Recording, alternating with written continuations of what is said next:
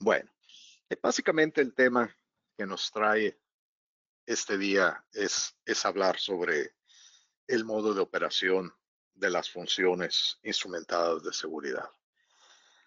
Muy probablemente todos de ustedes hayan escuchado hablar que las funciones instrumentadas de seguridad, vamos a llamarles SIF, eh, operan normalmente en modo de baja demanda, especialmente en la industria de procesos, es decir, son protecciones que duermen, están activas todo el tiempo, pero están durmiendo, están esperando a que algo malo suceda, alguna desviación importante. Si es una protección de muy alta presión que nos dispara un compresor, bueno, el tema es que normalmente no tenemos alta presión. Si el sistema de control y el compresor y todo está funcionando correctamente, muy rara vez, probablemente nunca en la vida de la instalación de la planta vayamos a tener alta presión y la protección de alta presión nunca se dispara. Eso puede llegar a ser cierto en la industria de proceso, a veces, pero en ocasiones tenemos SIF que operan en alta demanda, le llamamos. Vamos a ver de qué se trata eso y en ocasiones son más raras aún en la industria de proceso, pero pueden llegarse a dar. Hay SIFs que operan en demanda continua. El tema es que hay que tener precaución con esto porque si diseñamos una SIF y probamos una SIF que opera en alta demanda como si operara en baja demanda, podemos estar incrementando el riesgo de nuestro proceso. Vamos a ver por qué. Bien, bueno, antes de dar inicio me presento, a lo mejor ya hemos estado juntos en algún momento en nuestras carreras. Mi nombre es Alejandro Esparza. Tengo más de 20 años de trabajar en Exida. Soy ingeniero de seguridad senior. Y bueno, me dedico básicamente a dar consultoría en temas relacionados con seguridad, seguridad funcional, análisis de riesgos. También hago gestión de alarmas y doy, doy mucho entrenamiento, doy mucha formación. Y bueno, nuestra compañía, sin dedicarle mucho tiempo a las presentaciones, nuestra compañía, para los que no nos conocen, nos dedicamos a dar consultoría y tenemos herramientas de software en el tema de seguridad funcional, gestión de alarmas y ciberseguridad. Pero no solamente damos consultoría a usuarios finales, damos mucha consultoría y certificación a fabricantes de equipos relacionados con estos temas. Bueno, vamos a dejarlo así. Eh, Cuando tenemos funciones instrumentadas de seguridad, eh, normalmente seguimos algún estándar que nos indica cómo diseñar, cómo probar, cómo operar estas funciones. El estándar en cuestión en el cual está basado esta charla es ISO 61511. Probablemente ya lo conozcan, pero bueno, de lo que vamos a hablar el día de hoy es de este tema. Entonces, ISO 61511 es un estándar que decimos que está basado en el riesgo y en la actuación o en el desempeño de las funciones instrumentadas de seguridad. Es decir, mientras más alto el riesgo del proceso, realmente no mientras más alto el riesgo, realmente es mientras más intolerantes seamos al riesgo de proceso, el desempeño, la integridad de nuestras funciones de seguridad debe ser mayor. ¿Han escuchado hablar del tema del SIL, del nivel de integridad de seguridad? Bueno, este SIL es más alto mientras más lejos esté el riesgo del proceso de lo que consideramos riesgo tolerable. Bueno, en fin. Ahora, ¿qué es esto de la integridad o del desempeño de una función instrumentada de seguridad? Significa varias cosas, pero una de las cosas más importantes es la probabilidad de éxito, es decir, la disponibilidad que tenga esta función instrumentada de seguridad debe ser más alta mientras más alta es mientras más grande es la brecha entre el riesgo real del proceso y el riesgo que quisiéramos tener. Es decir, esa brecha de tolerancia al riesgo. Entonces tenemos funciones instrumentadas de seguridad que están compuestas de sensores, resolvedores lógicos o logic solvers, elementos finales, por ejemplo, una protección de alta presión que nos dispara un compresor, alta presión en la descarga del compresor, ponemos un sensor, nos genera una señal cuando la presión es muy alta, nos genera una señal al PLC y el PLC se encarga de desenergizar al elemento final. Si es un compresor que está siendo movido por una turbina de vapor, pues el elemento final es la válvula que corta, que cierra el suministro de vapor a la turbina. Si el compresor está siendo movido por un motor eléctrico, pues bueno, el elemento final es el dispositivo que le corta la energía al motor eléctrico, por ejemplo, un contactor. Bueno, entonces quedamos que hay un nivel de integridad de seguridad, el cual depende, quedamos, del riesgo real, por eso debemos hacer un análisis de peligros y riesgos de acuerdo a nuestro ciclo de vida, que es lo que estamos viendo aquí. Necesitamos medir el riesgo, ya sea de manera cualitativa o cuantitativa, como ustedes gusten, con salvaguardas, y necesitamos decidir qué tan lejos estamos de lo que es considerado riesgo tolerable. El riesgo cero no existe, pero podemos llevar nuestro proceso a un riesgo muy pequeñito y decir, bueno, nuestro riesgo es 0.0000001 accidentes al año, algo muy, muy pequeño. No cero, pero casi cero, muy cerca del cero.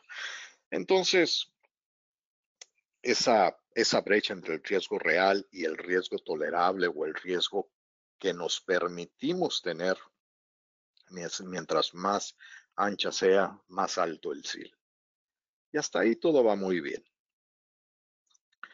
Sí, entonces tenemos nuestro riesgo inherente, el hecho de tener fluidos peligrosos, con ciertos inventarios, bajo ciertas condiciones de presión y la instalación teniendo cierto diseño, ciertas presiones máximas permitidas, etcétera, nos genera un riesgo inherente.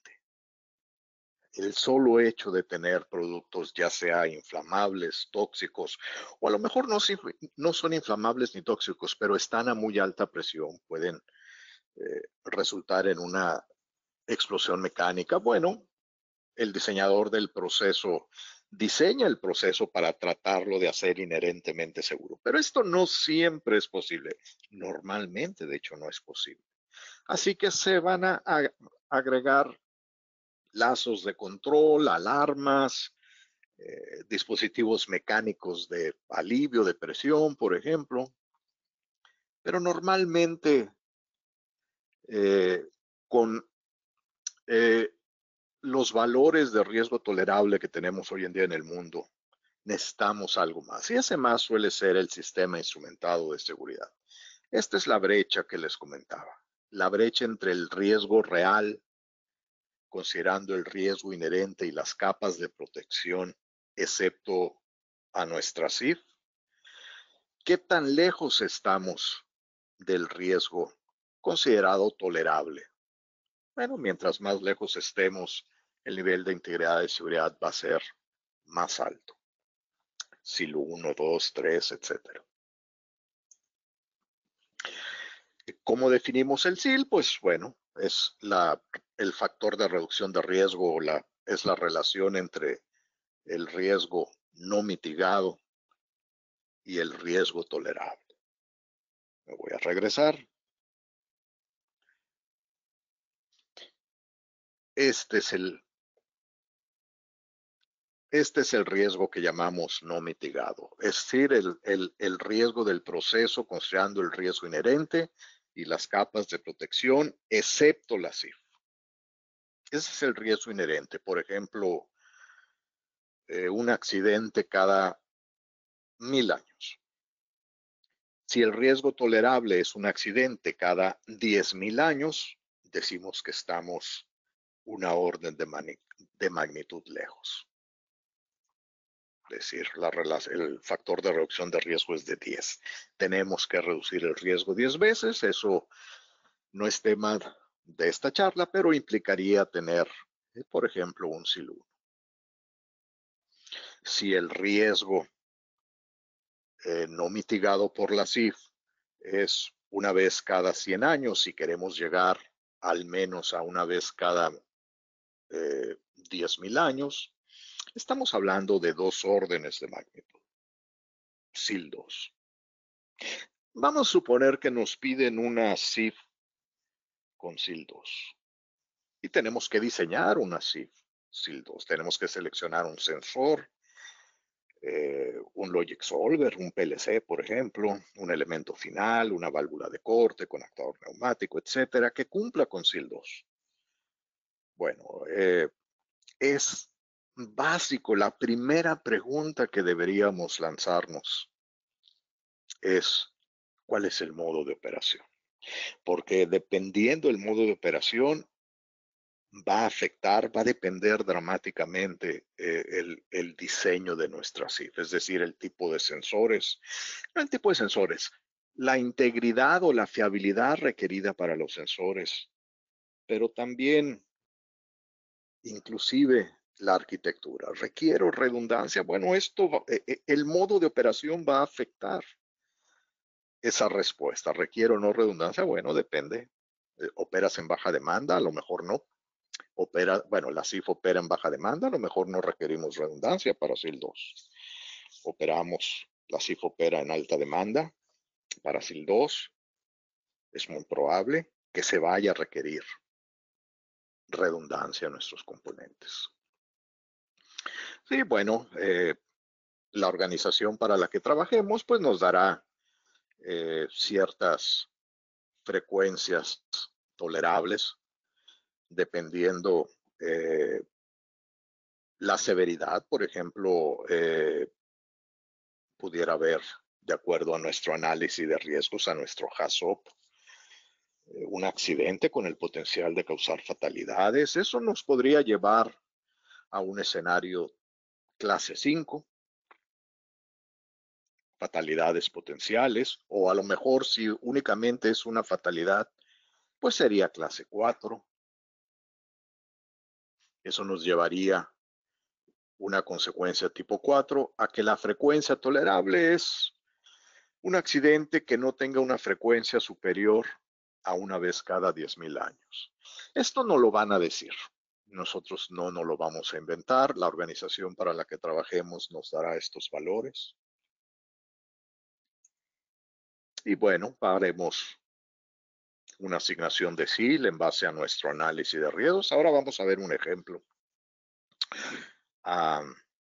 Y bueno, pues podemos llegar a la conclusión que requerimos un SIL 2 o que requerimos un SIL 1, qué sé yo. Vamos a hacer un ejemplo un poquito más adelante de cómo hacemos selección de SIL, si la CIF opera en baja demanda o si opera en alta demanda o en demanda continua.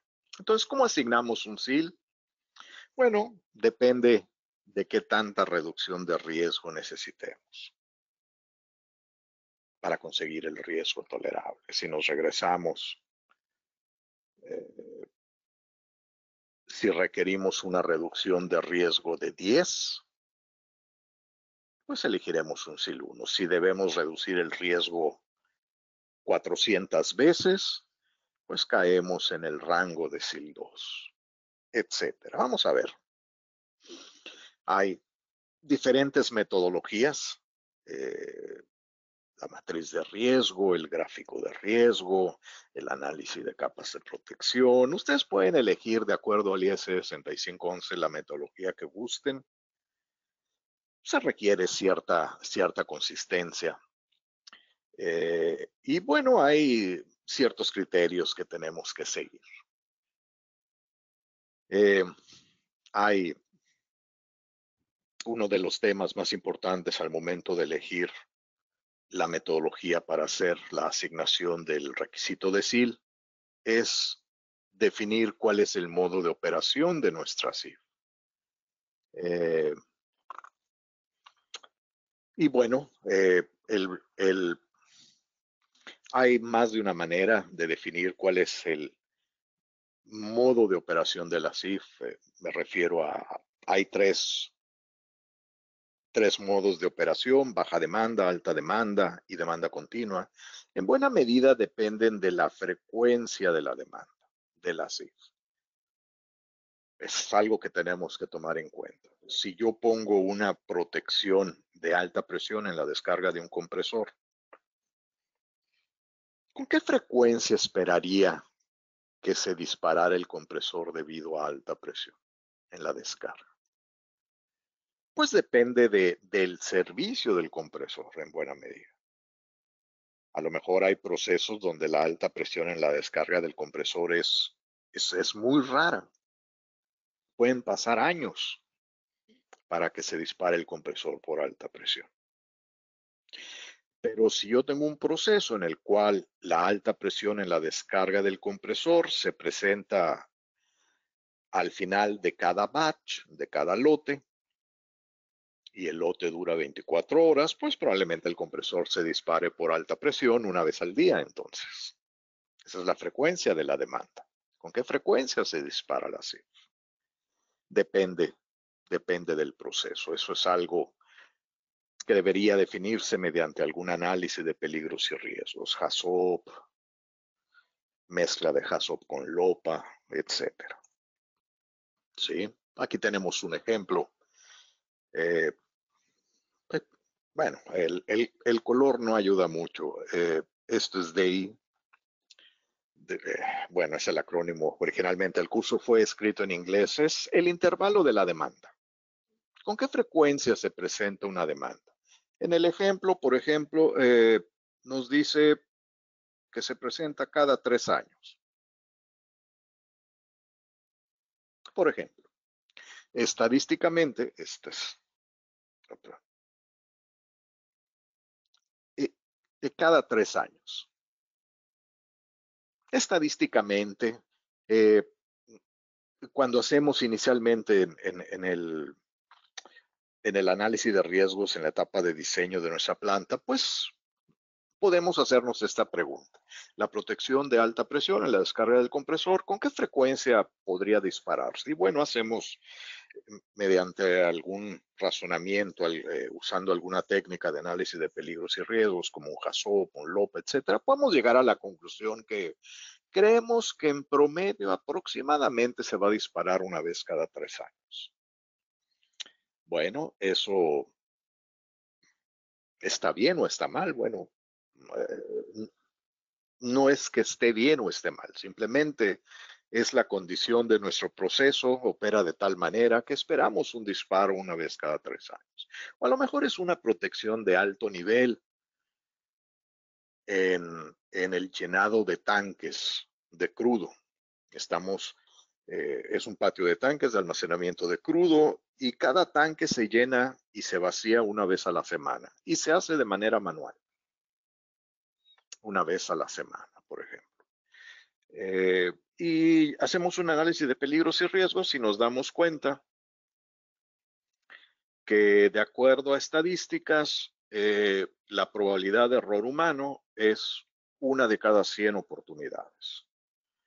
Es decir, al operador que hace el llenado del tanque se distrae y comete un error una vez cada 100 semanas, entonces, una vez cada 700 días, estadísticamente. Eh, Algo así como una vez cada 2 años. ¿Eso es alta o baja demanda? Bueno, no es suficiente información para definir un tema. Hay mucha gente en la industria de proceso que toma el criterio de si la demanda esperada es una vez al año o menor, entonces es baja demanda. Y bajo ese criterio, un disparo aproximadamente una vez cada 2 años es una frecuencia menor a un disparo una vez al año.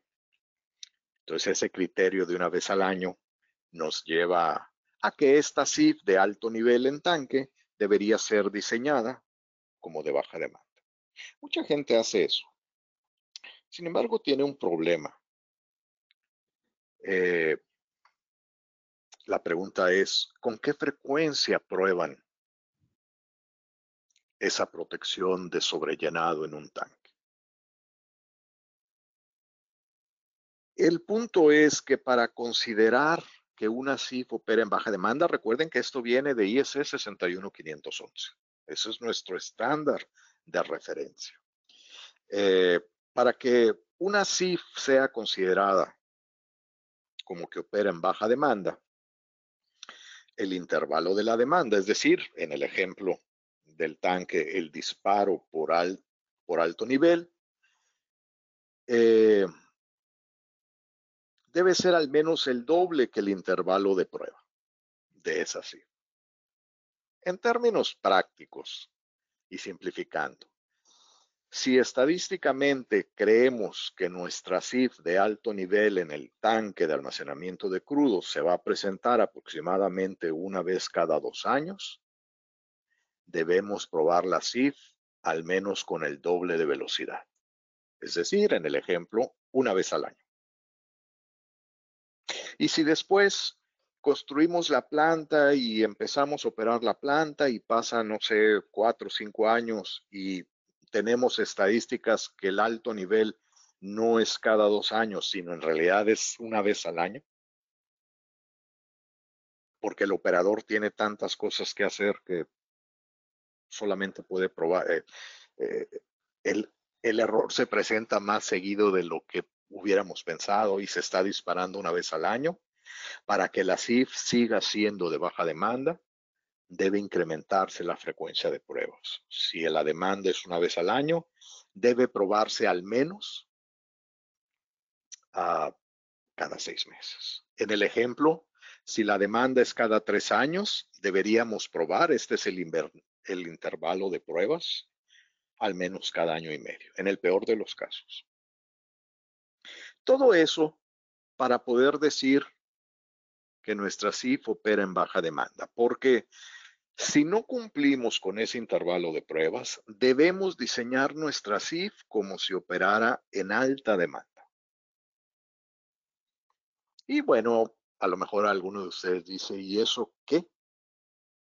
Bueno, que el SIL, el nivel de integridad de seguridad, a lo mejor una CIF que consta de un sensor de nivel, de un PLC de seguridad y de un contactor para motor eléctrico, porque hay que parar un motor eléctrico.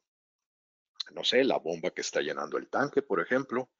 A lo mejor el equipo de análisis de riesgos, quien hizo el HACCP y el OPA, nos han dicho que esa protección de alto nivel debe cumplir con SIL 2 al menos, en baja demanda. Pero si la CIF opera en alta demanda, es muy probable que esa CIF no cumpla con el SIL 2 y tenga que añadir redundancia, tenga que añadir otro sensor, otro elemento que nos corte la energía, etcétera.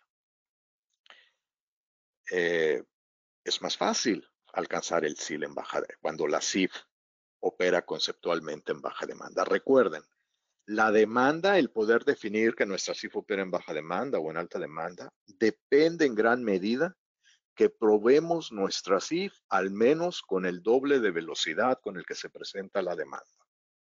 Si la demanda se presenta una vez cada 6 años, en promedio, deberíamos probar al menos cada 3 años para poder decir que nuestra CIF opera en baja demanda.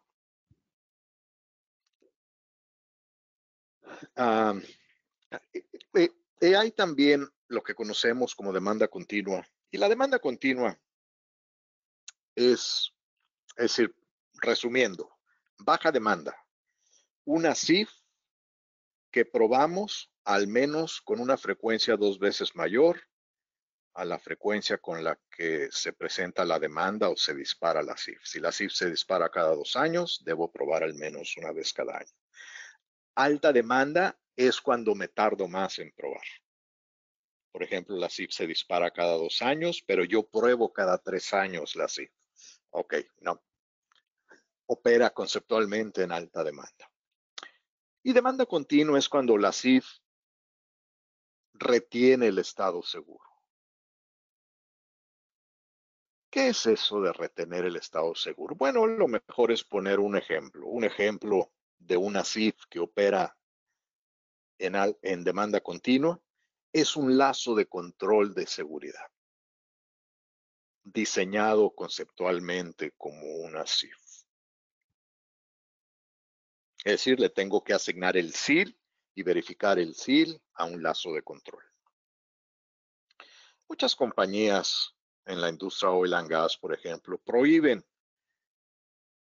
eso, prohíben eh, tener lazos de seguridad conceptualmente como funciones de seguridad. Vamos a ver esto también, un ejemplo un poco más adelante. Entonces, si nuestra CIF opera en baja demanda, usamos esta tabla. Si el equipo de análisis de riesgo nos pide que nuestra protección de alto nivel sea SIL 2, entonces debemos elegir un sensor, un PLC y un elemento final, hacer un análisis de fiabilidad que le llamamos cálculos de verificación de SIL y asegurarnos que la probabilidad promedio de falla en demanda de esta CIF no exceda de 0.01. La probabilidad de falla no exceda de 0.01. Es una probabilidad. Es decir, la probabilidad de éxito sea de al menos 99%. 0.99. Pero esa tabla que acabamos de ver es nuestra tabla si la CIF opera en baja demanda. Pero si la CIF opera en alta demanda, básicamente porque no la pruebo con la suficiente frecuencia, decimos que opera en alta demanda. Y si opera en alta demanda, para SIL 2 no aplica el concepto de probabilidad de falla en demanda. Aplica el concepto de frecuencia de fallas peligrosas por hora. Y nos da otros valores. Bueno, estos valores son más difíciles de cumplir. Es por eso que hay una CIF, la misma CIF, el mismo sensor, el mismo PLC, el mismo elemento final en baja demanda, pueden cumplir con SIL 2. Pero en alta demanda o demanda continua, a lo mejor solamente cumplen con SIL 1. Es decir, el SIL, entre otras cosas, es una medida de la probabilidad de éxito. SIL 2 quiere decir que si se llega a dar el escenario de preocupación, el sobrellenado del tanque, y yo tengo una CIF SIL 2 en baja demanda, existe el 99% de chances, por lo menos, de que la CIF evite el derrame. Pero si nuestra CIF realmente opera en alta demanda, probablemente solamente cumpla con SIL 1 y su fiabilidad de seguridad ya no es el 99%, ahora solamente es el 90%. Hay todo un tema al respecto, no vamos a entrar en detalle, no tenemos el tiempo de cómo llegamos a esa medición de la fiabilidad. Es todo un tema, es todo un tema. En Exida tenemos un curso de verificación de SIL de 16 horas, en donde vemos esas cosas. No las podemos ver aquí, pero de manera muy rápida, ¿a qué se debe ese fenómeno? Eh, bueno, vamos a brincar. Vamos a hacer un ejemplo. Y esto es algo que cada vez vemos menos, pero que todavía vemos.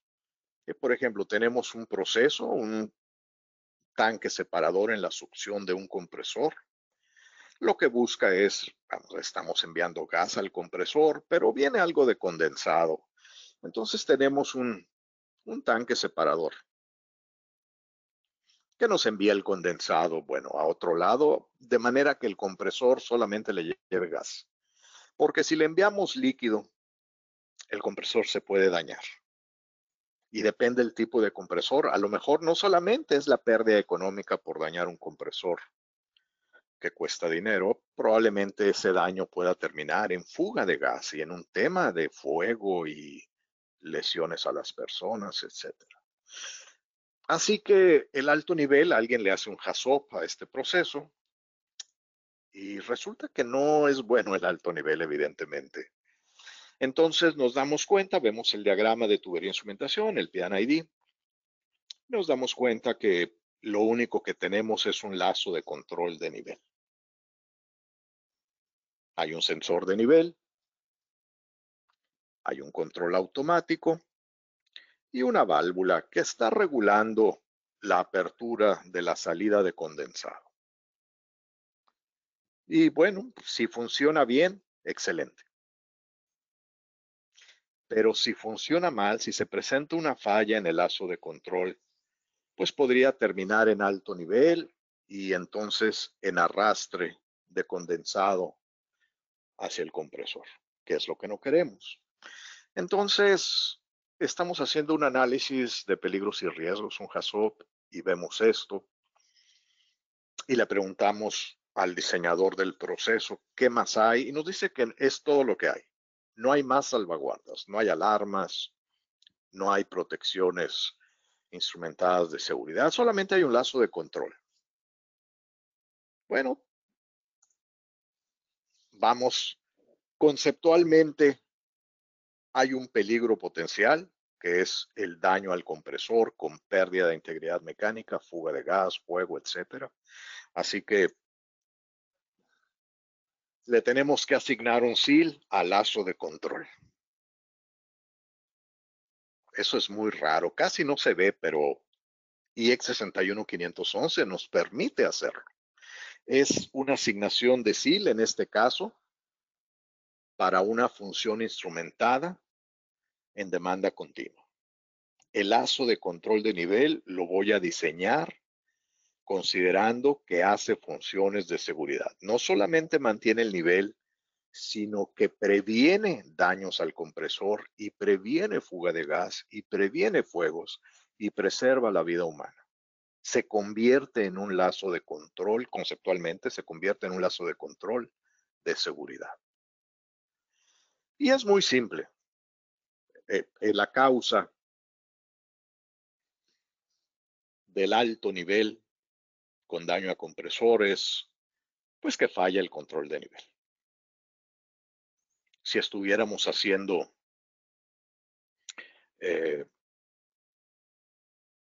un estudio HAZOP típico, pues las estadísticas y IEC 61511 nos dice que un lazo de control falla algo así como una vez cada 10 años. Es algo típico en la industria de proceso, en la industria oil and gas, por ejemplo. Los lazos de control bien diseñados y bien operados, bien mantenidos, fallan aproximadamente una vez cada 10 años. Es un criterio usado por la mayoría. Normalmente no hay gente en el área, así que únicamente medimos, le preguntamos al operador qué tan frecuentemente va al área de compresores y nos dice que solamente 4% del tiempo hay alguien más o menos cerca del área de compresores. Y ya nos han dado la guía de riesgo tolerable que veíamos hace un poco.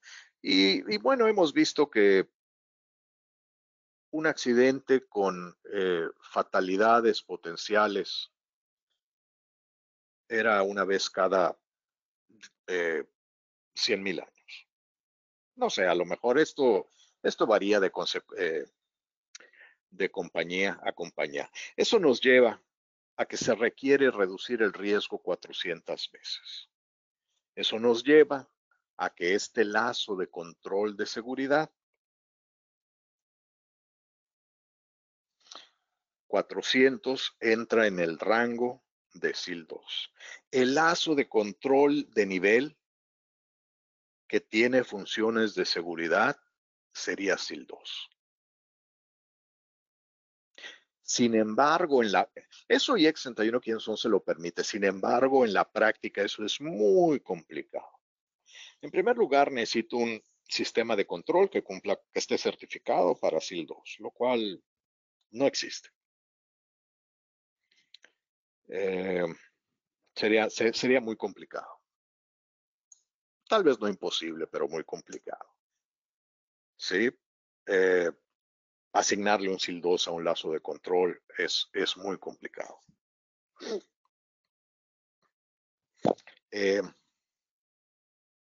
Eso nos llevaría, por cierto,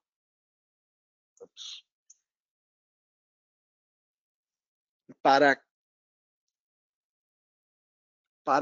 que el riesgo fuera tolerable, y no vamos a entrar en números, nos llevaría a que la tasa de fallas no debe exceder de 0.00025 fallas al año, o lo que es lo mismo, 2.85 por 10 a la menos 8 fallas por hora.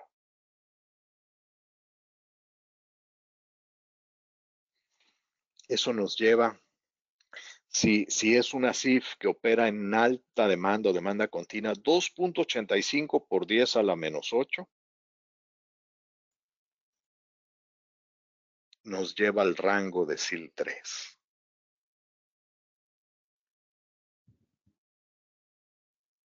Y aquí es el primer problema. Si esta CIF operara en baja demanda, bastaría con que cumpliera con SIL 2, factor de reducción de riesgo de 400.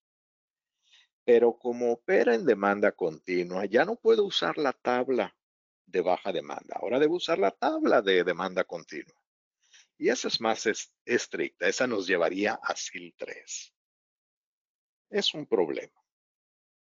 ¿Es alcanzable? Pueden intentar buscar en el mercado. De entrada yo les digo que no es alcanzable. Así que, ¿qué podemos hacer? Bueno, lo que podemos hacer es lo que muchas compañías en la industria oil and gas exigen hoy en día. Las funciones de seguridad deben ser independientes de las funciones de control. El sistema de seguridad debe ser independiente del sistema de control. IEC no lo prohíbe, pero tiene mucho sentido. Básicamente es poner una protección, un transmisor de nivel, con un PLC de seguridad, y esto va a parar un contactor del motor eléctrico del compresor. Si falla el sistema de control, el SIS, y empieza a aumentar el nivel, el SIS nos para el compresor y asunto resuelto. Esto es lo que se hace hoy en día, pero no siempre se ha hecho así. O a veces por razones económicas o lo que sea, no siempre se hace así. Hay que tener cuidado en estar consciente de esto.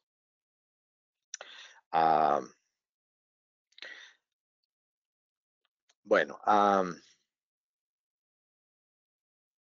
entonces la recomendación es tratar de que nuestras SIFs operen en baja demanda, pero a veces eso, si el proyecto ya está muy avanzado o si es una planta en operación, no siempre es fácil implementar esas recomendaciones. En una etapa muy conceptual del diseño de la planta, sería muy simple cumplir esa recomendación.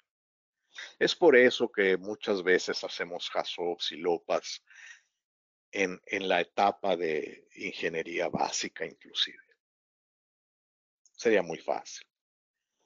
Entonces, en baja demanda, la falla sigue siendo la falla del control de nivel, pero ahora la protección de alto nivel es una capa de protección independiente o una IPL por sus siglas en inglés. Ah, sí, el lazo de control falla una vez cada 10 años, pero yo puedo implementar una IPL, que es la protección de alto nivel que nos para el compresor, que ofrezca al menos un factor de reducción de riesgo de 40. Eso nos lleva a una CIF SIL 2. Entonces, si diseño esta CIF como baja demanda, basta con que cumpla con SIL 2, factor de reducción de riesgo de 400. Pero si la diseño como demanda continua, va a tener que ser SIL 3. Eso es inalcanzable. Entonces, debo especificarle estos requisitos a nuestro integrador de sistemas para que nos provea una protección que cumpla con ese SIL. ¿Sí? Esto se especifica normalmente en la especificación de requisitos de seguridad. ¿Sí? En la especificación de requisitos de seguridad se especifican muchos temas, el punto de disparo de la CIF, 80% del nivel, por ejemplo. Pero una de las cosas que se especifican es el modo de operación. Opera en demanda, en baja demanda, en alta demanda o en demanda continua. ¿Y cómo nos demuestra nuestro integrador de sistema que nos está proveyendo una CIF de alto nivel que realmente cumple con el requisito de seguridad, con SIL 2? Bueno, hay que hacer un cálculo de confiabilidad o de fiabilidad. Hay ecuaciones, la que están viendo en pantalla es una de ellas. Es una ecuación simple, aunque se ve un poco larga. Es una ecuación simple y simplemente eh, tenemos que investigar la tasa de fallas de nuestros componentes, del sensor, del PLC, de la válvula, eh, qué tan seguido las pruebo, no sé, una vez al año, cada 6 meses, qué tan bien las pruebo, el factor de cobertura, si encuentro una falla, qué tan rápido reparo la falla, etcétera, etcétera. Sí, hay software para hacer eso, no lo pueden hacer a mano, puede ser desgastante, pero lo pueden hacer a mano en Excel. Hay ecuaciones, hay libros con ecuaciones de fiabilidad. Lo que están viendo en pantalla es nuestro software Excelentia. Se puede hacer con software. Y bueno, nos lleva una CIF típica con un sensor de nivel de presión diferencial certificado para SIL 2 con un PLC de seguridad SIL 3 y no lo sé, un contactor de motor eléctrico. Fácilmente nos puede dar el SIL 2. ¿Sí? Pero, ¿y si la CIF opera en alta demanda o peor aún en demanda continua? No puedo yo usar estas ecuaciones. Esta ecuación que ven en pantalla es una ecuación para calcular la probabilidad de falla en demanda promedio. Una CIF de, de baja demanda. De entrada, quedamos que cuando tenemos una CIF de alta demanda o de demanda continua, la CIF no se prueba al menos con el doble de velocidad que se presenta la demanda. Es decir, en términos matemáticos, no le podemos dar crédito a los intervalos de prueba manuales. Es decir, esto no aplica. El TI, el intervalo de pruebas, no aplica. Y como no estoy probando, pues no puedo identificar fallas. Por lo tanto, el MTTR tampoco aplica el tiempo para reparación. La efectividad de la prueba manual, pues tampoco aplica. Es decir, estas ecuaciones no aplican. Hay gente que erróneamente usa ecuaciones para calcular fiabilidad, ecuaciones desarrolladas para SIF que operan en baja demanda, en SIF que operan en alta demanda. El resultado es totalmente erróneo. Así que bueno, vamos tenemos, recuerden, que cumplir con SIL 3, de acuerdo al ejemplo que habíamos dicho. Debemos asegurarnos que la fiabilidad de nuestra CIF se encuentre en el rango de 10 a la menos 7 a 10 a la menos 8 fallas por hora. No le podemos dar crédito a los intervalos de pruebas. Peor aún, si operamos, cuando la CIF opera en alta demanda, bueno, ok, las CIF suelen tener autodiagnósticos automáticos. El sensor se prueba a sí mismo cada segundo, por ejemplo, el PLC se prueba a sí mismo cada 2 segundos. Ok, le puedo dar crédito a los diagnósticos automáticos de acuerdo a IEC 61511 en alta demanda, si estos se ejecutan al menos con una velocidad 10 veces mayor a la demanda. Si la demanda es una vez al día, pero los autodiagnósticos se ejecutan cada 3 segundos, les puedo dar crédito en mi ecuación para estimar la probabilidad de falla. Pero si la CIF opera en modo continuo, no le puedo dar crédito a los diagnósticos automáticos. Todos recuerden de acuerdo a IEC 61511 y 61508. Entonces, una CIF que opera en demanda continua, no le puedo dar crédito a las pruebas periódicas, ni le puedo dar crédito a los autodiagnósticos automáticos. Es como si el sensor no tuviera autodiagnóstico alguno. En el mejor de los casos se alcanza el SIL 1. Es muy raro que se alcance el SIL 2 y el SIL 3 es prácticamente imposible. Bueno, voy a avanzar esto un poco más rápido. Peor aún, esta es la tabla que viene de IEC 61511. Si la CIF opera en baja demanda para cumplir con SIL 2, no se requiere ninguna tolerancia a fallas en hardware. Este es el Hardware Fault Tolerance. Es decir, no se requiere redundancia. Basta con que demostremos que la fiabilidad, la probabilidad de falla en demanda promedio es adecuada. Pero si queremos cumplir con SIL 2 y se opera en alta demanda y demanda continua, se requiere al menos una tolerancia a fallas en hardware.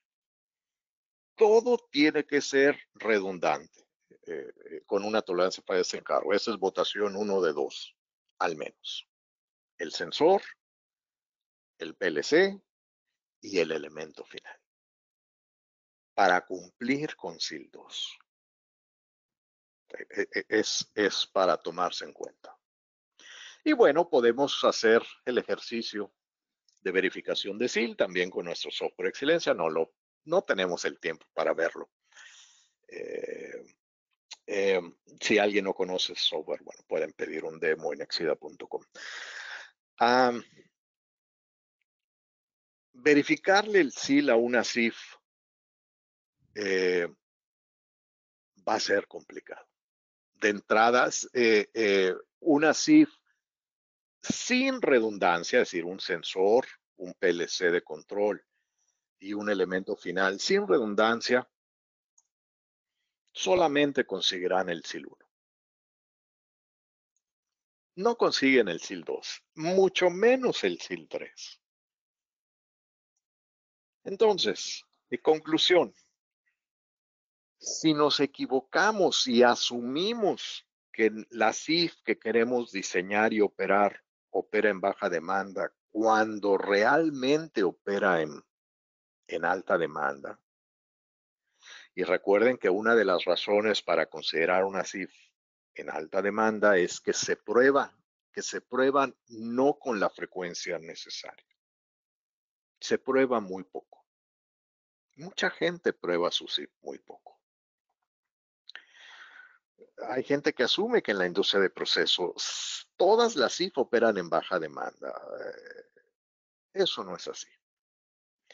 Y si considero una CIF que opera en alta demanda como si operara en baja demanda, el nivel de riesgo del proceso puede ser muy alto. Y estoy hablando de una orden de magnitud o inclusive 2 órdenes de magnitud más alta de lo que nos está pidiendo nuestra organización. Bueno, básicamente hasta ahí la presentación. Si alguien desea preguntar algo, lo puede hacer en este momento. Si no lo desean hacer o si lo desean hacer por escrito, lo pueden hacer por escrito y yo me encargaré de responderles por escrito igualmente. Entonces, vamos a ver. Una de las preguntas que nos hacen, y de hecho es una pregunta que he escuchado más de una vez, es,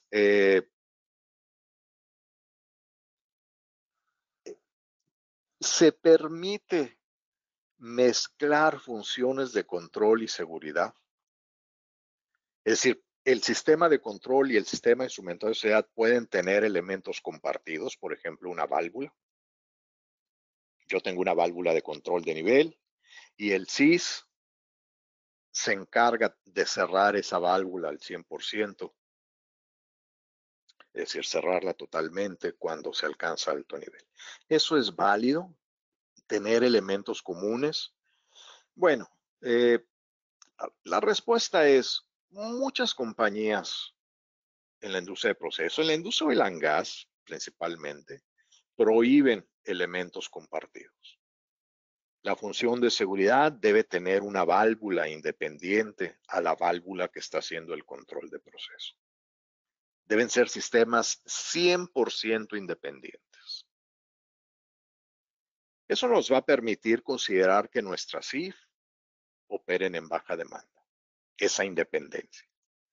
Siempre y cuando el procedimiento de pruebas especifique que la prueba debe realizarse con el doble de frecuencia de la demanda esperada. Recuerden, si el disparo por alto nivel se espera ocurra una vez al año, yo debo probar al menos cada 6 meses la SIF de alto nivel para poder, y debe ser 100% independiente. El sensores independientes en sistema de control y sistema de seguridad, PLCs independientes y elementos finales 100% independientes. Ahora, eso lo solicitan las compañías, es una buena práctica. Es una muy buena práctica, de hecho. Pero IEC 61511 lo permite. IEC 61511 dice, bueno, si quieres compartir elementos finales, está bien. Pero demuéstrame que cumplen con el SIL requerido. Y como ya hemos visto, es bien complicado demostrar eso. Bien complicado. De hecho, si requieren SIL 2, deberían tener al menos redundancia 1 de 2, es decir, 2 válvulas en serie, lo cual es una locura muchas veces. Entonces, ¿es permitido compartir elementos? De acuerdo a IEC, sí, siempre y cuando demuestren un muy buen nivel de fiabilidad, asumiendo que la CIF opera en demanda continua. Y es complicado cumplir con algo que no sea SIL 1. SIL 2 es, si no hay redundancia, no se va a cumplir de entrada. El SIL 3 es prácticamente imposible. Entonces, sí, IEC lo permite, pero muchas compañías en la industria de proceso lo prohíben. IEC lo permite, muchas compañías, aunque IEC lo permite, hay muchas compañías, muchas petroleras por ahí, que lo prohíben en sus guías corporativas de seguridad funcional. En esta compañía, las funciones de control y las funciones de seguridad deben ser completamente independientes. Entonces, bueno.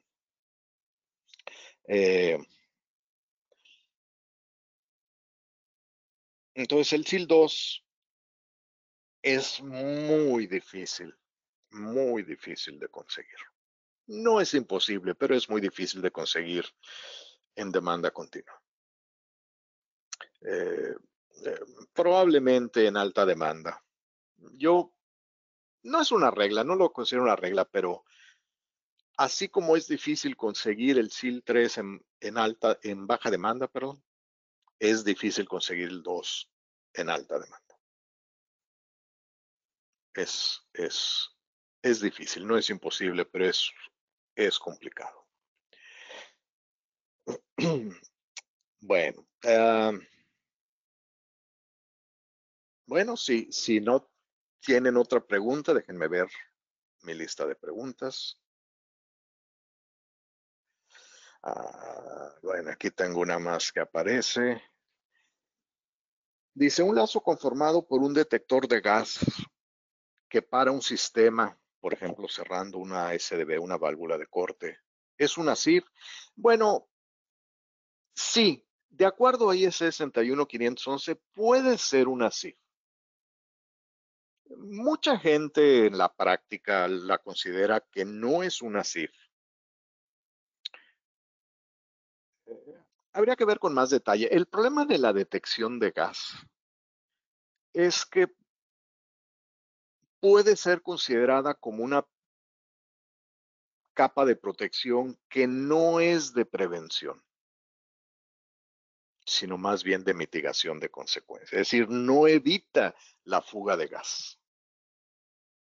Lo que va a hacer es evitar que esa fuga de gas escale a un escenario muy feo, suponiendo que se detecte la fuga de gas de manera temprana. Otro problema de los detectores de gas es que a veces pueden tardar un minuto en alarmar, no son tan inmediatos. Entonces, en la teoría sí, puede ser considerado una SIF. Le podemos asignar un SIL y verificarle el SIL, pero en la práctica hay algunos inconvenientes. Uno es la velocidad de respuesta de un detector de gas. Otra es que conceptualmente una fuga de gas puede ser considerada ya demasiado tarde. Lo que quisiéramos es evitar las pérdidas de integridad mecánica. Y a lo mejor la fuga ya es demasiado tarde, ya no queda más que abandonar el área. Depende, habría que verlo. Lo he visto, en donde lo he visto es en eh, detección de gas en espacios confinados, perdón. Eh, por ejemplo, en un cuarto de compresores, tenemos un compresor en un espacio confinado y tenemos un detector de gas. Entonces, si hay fuga por los sellos, por ejemplo, puede considerarse que el detector de gas va a alarmar relativamente rápido. Y a lo mejor la acción automática de seguridad es parar el compresor, aislar el compresor y activar la ventilación. Si el equipo de análisis de riesgos considera que esto es una protección de prevención, es decir, que evita que escale el escenario, sí he visto que se consideran SIF, se les asigna un SIL objetivo y se les hacen los cálculos respectivos de verificación de SIL. Sí. Bueno, cualquier otra pregunta que nos quieran hacer o las que no he contestado, lo haré vía email a cada uno de ustedes con todo gusto. Por el día de hoy, eso es todo. Les agradezco mucho el interés que han presentado en este webinar y bueno, que tengan buen día. Muchas gracias.